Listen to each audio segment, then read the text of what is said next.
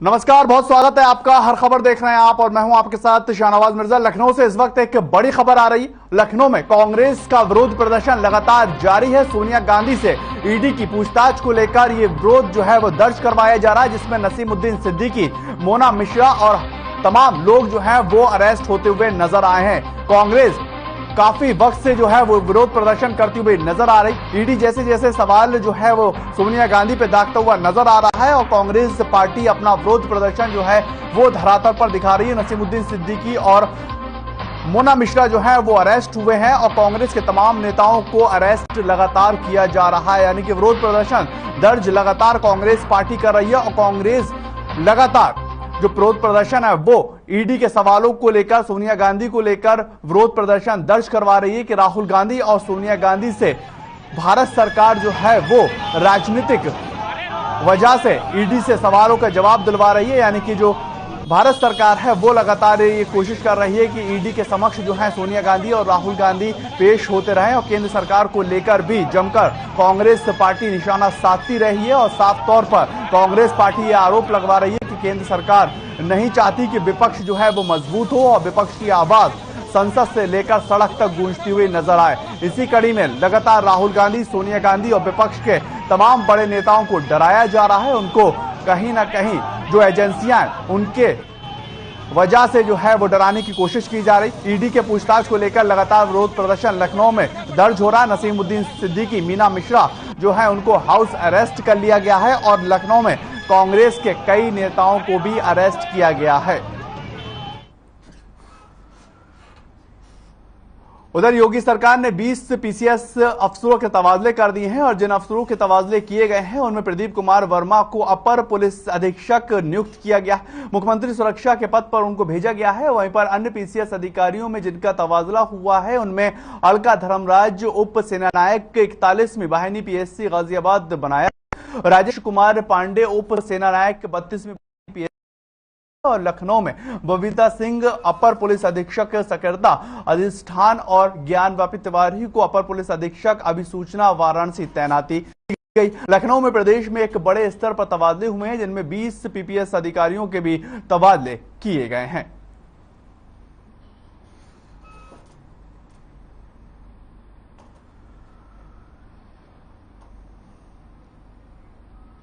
उधर लखनऊ से एक बड़ी खबर, जहां पर न्यू हेरिटेज हॉस्पिटल का जो पंजीकरण होना था वो निरस्त हो गया है। डिप्टी सीएम ब्रजेश पाठक ने ये बड़ी कार्रवाई की है। एसीएमओ की छापेमारी के बाद ये कार्रवाई होती नजर आई है और अस्पताल में बुनियादी सुविधाएं मुहैया तक नहीं थी। खामियों के चलते अस्पताल का जो पंजीकरण है वो निरस्त होता हुआ नजर आया है और उत्तर प्रदेश के उप मुख्यमंत्री स्वास्थ्य व्यवस्था को लेकर बहुत ज्यादा सक्रिय भूमिका निभाते हुए नजर आ रहे हैं और न्यू हेरिटेज अस्पताल का जो नॉमिनेशन था, पंजीकरण था, वो निरस्त कर दिया गया। एसीएमओ की छापेमारी हुई और उसके बाद बुनियादी स्वास्थ्य सुविधाएं जो मुहैया होनी चाहिए उनमें बहुत बड़े पैमाने पर खामियां मिली और इसके बाद उत्तर प्रदेश के उप मुख्यमंत्री ने एक बड़ा एक्शन लिया है। ब्रजेश पाठक की एक कार्रवाई होती हुई नजर आई है और इस कार्रवाई में जो पंजीकरण था, रजिस्ट्रेशन था, वो निरस्त कर दिया गया। यानी कि सुविधा अगर नहीं है तो आपका पंजीकरण जो है वो किसी लायक नहीं है और स्वास्थ्य व्यवस्था से किसी भी प्रकार की कोई भी खिलवाड़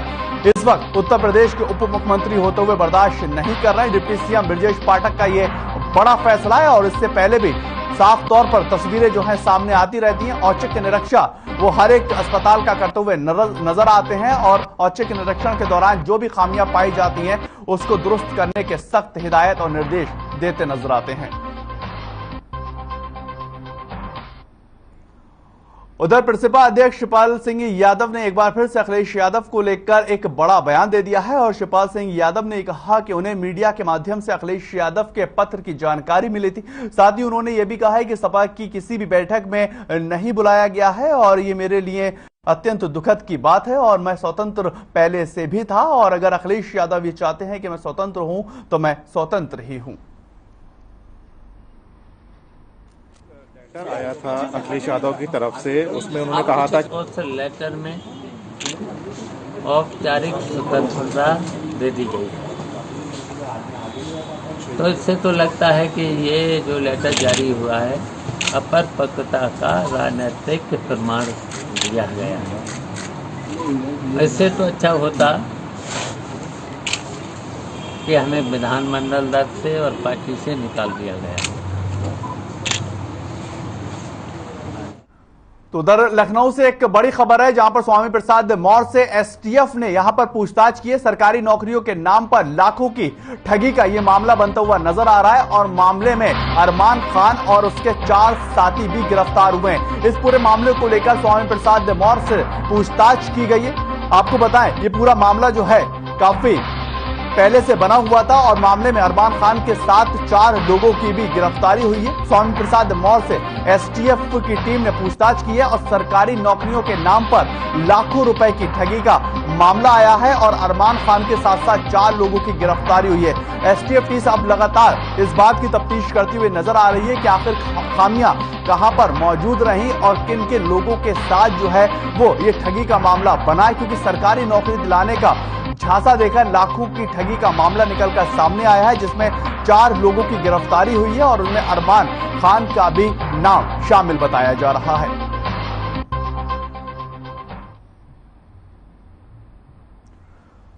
उधर बात उत्तर प्रदेश के हमीरपुर की करेंगे, जहां पर हमीरपुर के जिले में स्वास्थ्य विभाग की ओर से पुलिस लाइन में रक्तदान शिविर का आयोजन किया गया है, जिसमें पुलिस अधीक्षक ने ब्लड डोनेट कैंप की शुरुआत भी की है। कैंप में पुलिस विभाग के सभी कर्मचारियों ने बढ़ चढ़कर ब्लड दान किया है और आपको बताएं कि रक्तदान शिविर में सैकड़ों की संख्या में पुलिसकर्मी मौजूद रहे और साथ ही साथ उत्साहवर्धन तरीके से ब्लड को डोनेट किया गया है और इसको लेकर हमीरपुर में सराहना पुलिस विभाग की जा रही है।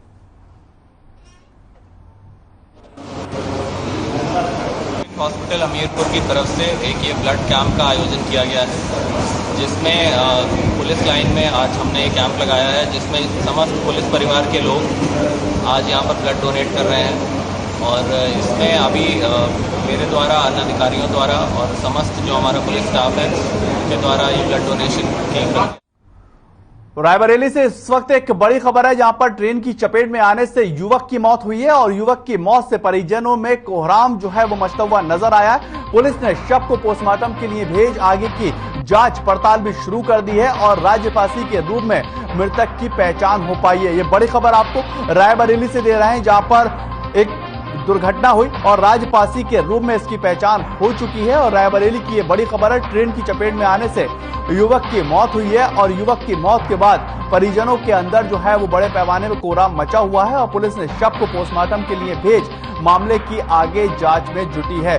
राजपासी के रूप में मृतक की पहचान होती हुई नजर आई है और परिजन जो है अब वो बहुत ज्यादा परेशान है और पुलिस आगे की तफ्तीश भी करती नजर आ रही है।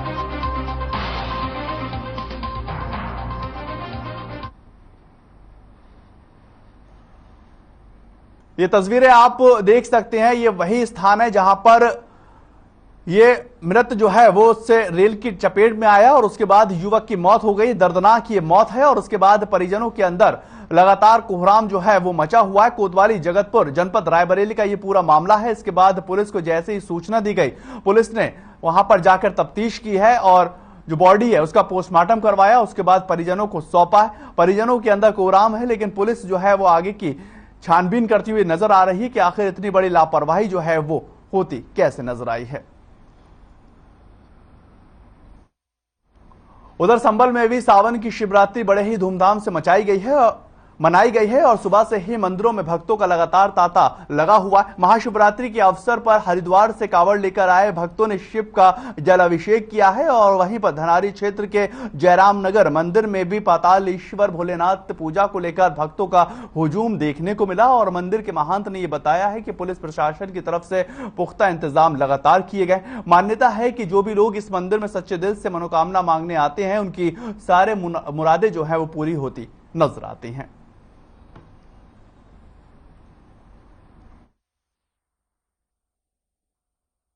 ये शिव शंकर जयराम नगर भोले बाबा के दरबार में अच्छी है। ग्रामवासियों की, चारों लोगों की व्यवस्था अच्छी है और सब ग्राम अड़ोस पड़ोस के लोग आए हुए हैं, उनको भी व्यवस्था अच्छी है। सारा कुछ सब कुछ अच्छा है। कन्नौज से इस वक्त एक बड़ी खबर आ रही है। वेतन न मिलने पर कर्मियों की हड़ताल हुई है और बिजली घर में हड़ताल पर जो संविदा पर कर्मचारी हैं वो बैठते हुए नजर आए और सुरक्षा उपकरण और तमाम चीजों को लेकर आरोप लगाते हुए भी नजर आए। बिजली विभाग में हड़ताल से एक बड़ी खबर, यहां पर संविदा कर्मचारियों को वेतन न मिलने से कर्मचारी हड़ताल पर बैठते हुए नजर आए। ये बड़ी खबर आपको बता रहे हैं, जिला कन्नौज से है। वेतन न मिलने को लेकर कर्मचारी जो है हड़ताल पर बैठे। बिजली घर में हड़ताल पर संविदा कर्मी बैठे हैं और सुरक्षा उपकरण और बीमा न कराने का आरोप भी, मांगे पूरी न होने तक हड़ताल पर बिजली कर्मी रहेंगे। इस बात को बिजली कर्मी कहते हुए नजर आ रहे हैं और साफ तौर पर आगे क्या कुछ कार्रवाई होगी, बिजली विभाग किस तरह से इनको मनाता हुआ नजर आएगा, ये देखने वाला। लेकिन एक बड़ी खबर कन्नौज से है, जहां पर सुरक्षा उपकरण और बीमा न कराने का भी आरोप ये सीधे तौर पर लगाते हुए नजर आ रहा है। और बीमा और जो सुरक्षा उपकरण है वो बिजली विभाग के लिए बहुत ही ज्यादा अत्यंत आवश्यक हो जाते हैं, क्योंकि उनका हर वक्त का काम जो है वो बिजली से रहता है। और इसी को लेकर अब कन्नौज के अंदर बिजली विभाग के संविदा कर्मचारी हड़ताल पे बैठ गए हैं और अपनी मांगों को लेकर प्रदर्शन करते हुए नजर आ रहे हैं।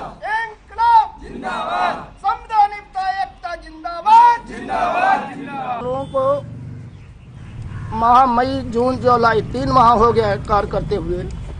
भारत इंटरप्राइजेज द्वारा प्रयागराज के द्वारा अभी तक इन संविदा जनपद के किसी भी संविदा कर्मचारी को वेतन नहीं दिया गया है। कार्य के लिए दिनारोत कार्य करते रहिए, ओटीएस कराइए, ये करवाइए, मगर जब वेतन की बात हम लोग कहते हैं तो कहते अपने ठेकेदार से बात करिए।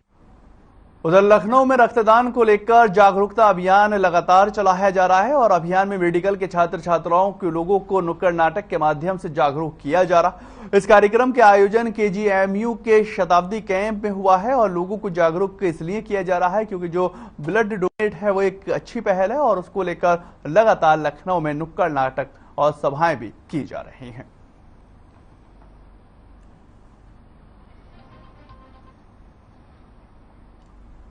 कन्नौज से एक और बड़ी खबर आ रही है, जहां पर पुलिस ने 31 लोगों पर मिनी गुंडा एक्ट लगाया। सट्टा शराब और भू माफियाओं सहित दबंगों पर यह कार्रवाई हुई है और अखिलेश के करीबी रजनीकांत पर भी ये गुंडा एक्ट लगा, यानी कि सपा ने अब पुलिस पर एक पक्षीय कार्रवाई का आरोप लगा दिया और सत्ता पक्ष के दबाव में मिनी गुंडा एक्ट की कार्रवाई का आरोप यहां पर समाजवादी पार्टी जो है वो लगाती हुई नजर आ रही है। कन्नौज में 31 लोगों के ऊपर ये गुंडा एक्ट लगा। सट्टा शराब भूमाफिया और दबंगियाई में कार्रवाई हुई है। अखिलेश के करीबी हैं रजनीकांत, इनके ऊपर भी गुंडा एक्ट लगाया। लेकिन सपा अब साफ तौर पर कह रही है कि पुलिस एक पक्षीय कार्रवाई कर रही है, सरकार के दबाव में कार्रवाई करती हुई पुलिस नजर आ रही है और 31 लोगों को लेकर ये मिनी गुंडा एक्ट लगाया गया है। बड़े पैमाने पर जो सट्टा शराब माफिया और भूमाफिया है उनके ऊपर ये कार्रवाई की जाएगी और समाजवादी पार्टी का सीधा आरोप कि ये एक पक्षीय कार्रवाई है और विपक्ष को दबाने की कोशिश है।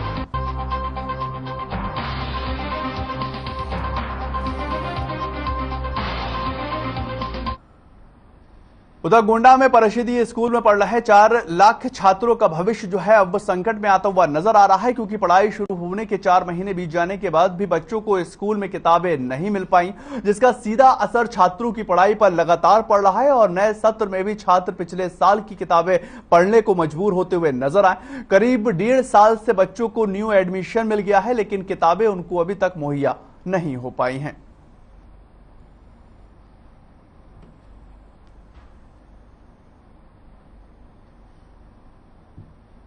ये गोंडा की तस्वीरें आप देख रहे हैं, जहां पर जो बच्चों का भविष्य है वो उज्जवल होने से पहले ही अंधकार में धकेलते हुए जो अधिकारी हैं वो नजर आ रहा है। यहां पर बच्चों को किताबें जो हैं वो मुहैया नहीं हो पाएंगी और पिछले साल की ही बच्चे किताबें पढ़ने पर मजबूर हैं। और गोंडा में तकरीबन 4 लाख के आसपास ऐसे बच्चे हैं जिनको नए सेशन की नई किताबें मुहैया नहीं हो पाई हैं और वो बच्चे पुराने ही सेशन की किताबें पढ़ रहे हैं। इससे इनके भविष्य के ऊपर कितना बड़ा संकट आ सकता है, कितनी बड़ी परेशानी आ सकती है, इसको अनदेखा लगातार परिषद स्कूल जो है वो करता हुआ नजर आ रहा है। और अब सवालों के घेरे में स्कूल आ गया है कि आखिर अब तक बच्चों को किताबें मुहैया क्यों नहीं करवाई हैं।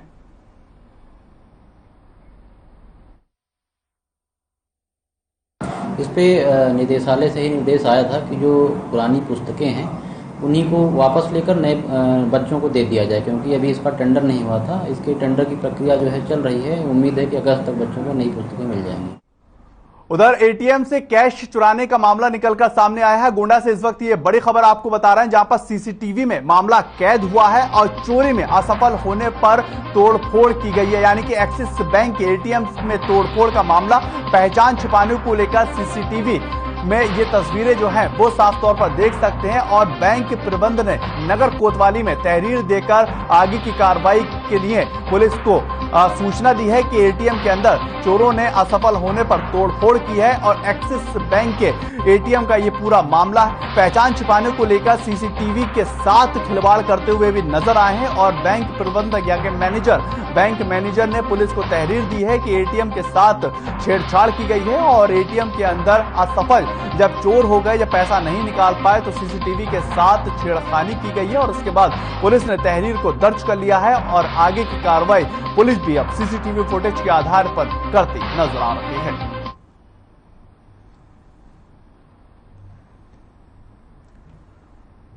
ये एक्सिस बैंक के एटीएम की तस्वीरें आप दरअसल देख रहे हैं। ये वही शख्स है जब एटीएम से पैसे नहीं निकाल पाया, उसके बाद ये साफ तौर पर सीसीटीवी के साथ छेड़छाड़ करता हुआ नजर आया और ये चेहरे पर अपने मास्क लगाए हुआ है, कपड़े से मुंह को ढका हुआ है और साफ तौर पर एटीएम के अंदर छेड़खानी करता हुआ दिखाई दिया। और अगर पैसा निकल जाता तो ये वहां से निकल जाता, लेकिन इन्होंने सोचा कि सीसीटीवी के आधार पर मुझको गिरफ्तार किया जा सकता है, मेरी पहचान हो सकती है, उसके साथ ही छेड़छाड़ करता हुआ नजर आया। लेकिन अब पुलिस ही खुद सीसीटीवी फुटेज के आधार पर इसकी पहचान कर रही है और मैनेजर ने जब तहरीर दी उसके बाद पुलिस छानबीन में जुट गई है।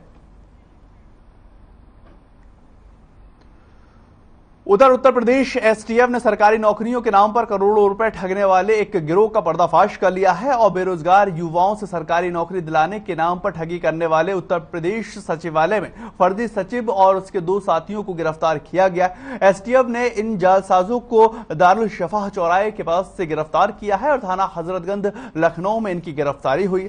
इनमें कई अहम दस्तावेज और फर्जी आधार कार्ड के साथ साथ ड्राइविंग लाइसेंस भी बरामद किए गए हैं और गिरफ्तार युवकों ने पुलिस से पूछताछ कर मामले की आगे जांच पुलिस करती हुई नजर आ रही है और पुलिस ये भी जांच पड़ताल कर रही है कि आगे इन्होंने किन किन लोगों से इसकी ठगी की थी और सरकारी नौकरी दिलाने के झांसे में कितनी मोटी रकम भी ऐठी है।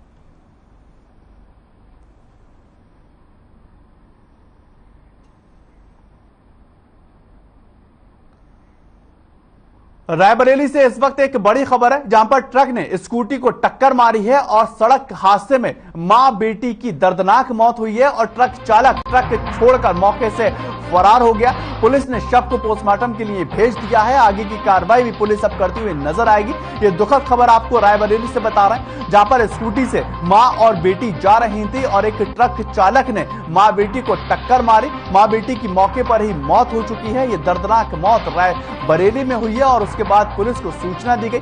पुलिस मौके पर पहुंची और पुलिस ने पोस्टमार्टम करवाया। आगे की जांच पुलिस करती हुई नजर आ रही है और ट्रक जो है वो बरामद कर लिया गया है, लेकिन जो ट्रक चालक है वो वहां से भागने में फरार हुआ है।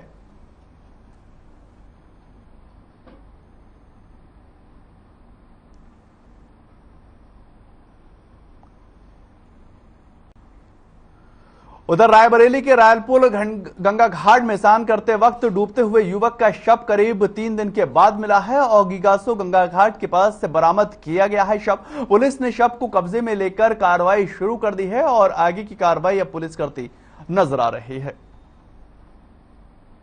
रायबरेली में नहाते वक्त जो है वो एक युवक वो डूब गया था और उसको लेकर लगातार एनडीआरएफ की टीम और पुलिस प्रशासनिक अधिकारी भी प्रयास कर रहे थे कि वो इंसान मिल जाए, लेकिन 3 दिन के बाद उसका शव मिला है और नहाते वक्त ये युवक यहां पर डूबा था। इसके बाद पुलिस अब आगे की कार्रवाई कर रही है। शव को बरामद कर लिया गया है और परिवार वालों को वो शव सौंपा गया। परिजनों के अंदर कोहराम मचा हुआ है। लगभग 3 दिन के बाद इस व्यक्ति का शव जो है वो मिल पाया है।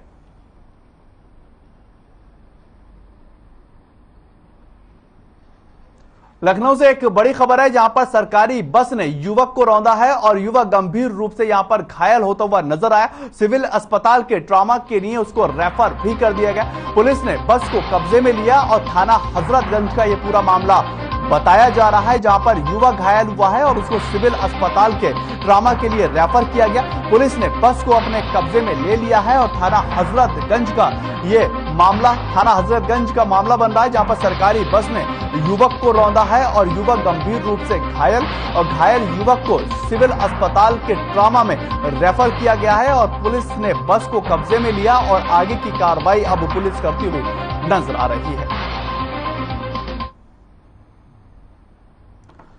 ये तस्वीरें देखिए, कितने गंभीर रूप से ये व्यक्ति जो है वो घायल हुआ है और इसको आगे ट्रॉमा हॉस्पिटल में जो है वो रेफर किया गया। दरअसल सरकारी बस ने इस युवक को रौंद दिया था।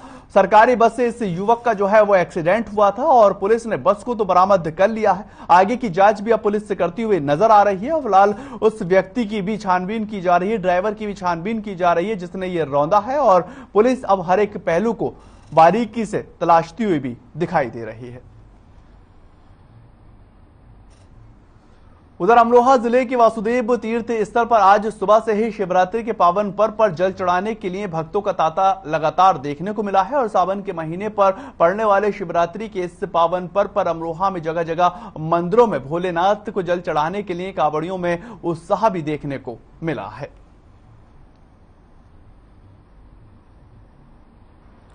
अमरोहा में इस वक्त हो या फिर उत्तर प्रदेश या पूरे देश के अंदर लगातार भक्तों का तांता मंदिरों में बना हुआ है और कांवड़ियों का जो उत्साह है वो देखने को मिल रहा है।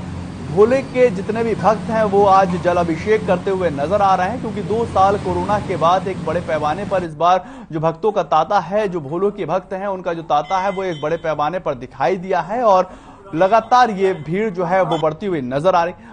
पावन को लेकर हर एक शख्स जो है वो अपनी आस्था जो है इसमें बनाए रहता है और कांवड़ को लेकर बड़े पैमाने पर लोग जो है वो बहुत दूर दूर से वहां पर पहुंच रहे हैं।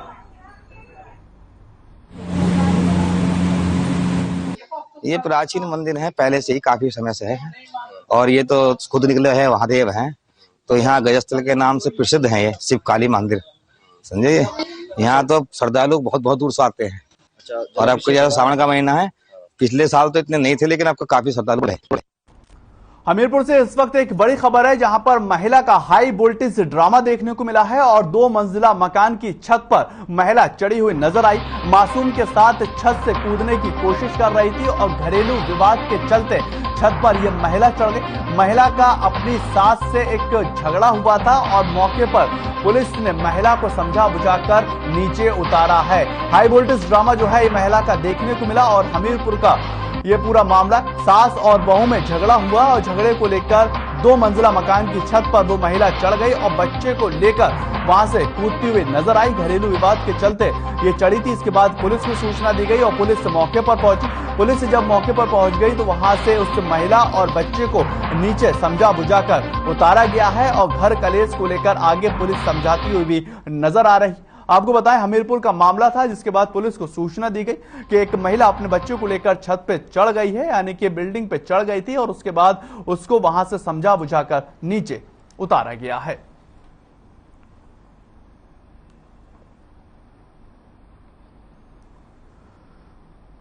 प्रदेश के अंदर लगातार चोरों के हौसले बुलंद होते हुए नजर आ रहे हैं और चोरों में पुलिस का बिल्कुल भी खौफ नजर नहीं आ रहा। इतना ही नहीं, चोर भगवान का घर भी नहीं छोड़ रहे हैं और ताजा मामला मुरादाबाद के मजौली चौराहे के पास का है, जहां पर श्री शिव दुर्गा मंदिर में एक व्यक्ति दर्शन करने के बहाने मंदिर में प्रवेश करता है और वहां पर रखे हुए कुछ जरूरी सामान और भोलेनाथ के शिवलिंग पर भी अपना हाथ साफ करता हुआ नजर आया। और मंदिर की देखरेख करने वाले मनमीत शर्मा ने यह बताया है कि पहले भी एक बार मंदिर के अंदर चोरी हो चुकी है और उसके बाद मंदिर में सीसीटीवी कैमरे लगवाए गए।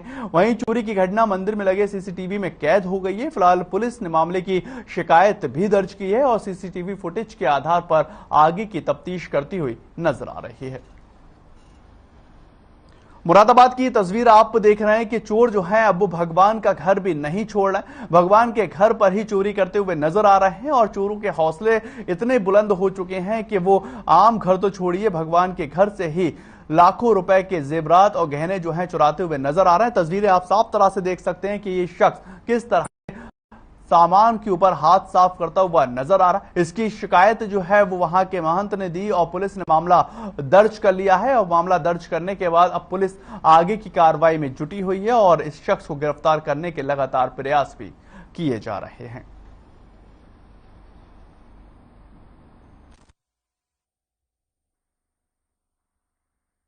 नंबर 3 में जहाँ तेल डिपो है उसके अंदर गली में मंदिर है। उस मंदिर में एक लड़का आया दोपहर में 1:51 के करीब में, और वो अंदर से नाग की जो एक लगी हुई थी तांबे की, वो उठा करके ले गया नाग देख रहा। तो नहीं, मुझे नहीं पता जी कौन है क्या है, लेकिन उस पर CCTV कैमरा लगा हुआ है और उसकी फुटेज है। चलिए फिलहाल उत्तर प्रदेश की खबरों में इतना ही। हर एक खबर के लिए आप लगातार बने रहें।